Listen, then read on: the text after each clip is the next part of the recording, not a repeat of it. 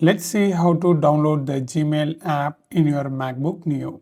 First, turn on the internet connection and then open Safari app.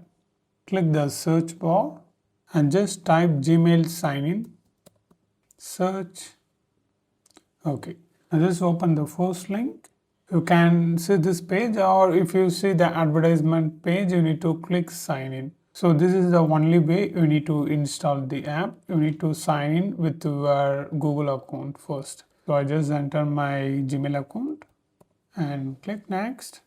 Enter the password. Next. Now I sign in with my Gmail account. Just click this file on the top. Here you can see this option, add to dock. Click that. So add. It's done. Here you can see Gmail added. So here you can see the Gmail app. I just open that app. That's it. You can see your Gmail app. After this, you need to click here and you can sign in with your multiple Gmail accounts or any domain like Yahoo or Apple accounts too.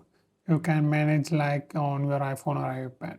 This is how you need to do, and if you want to know more videos about MacBook Neo, you need to watch this playlist.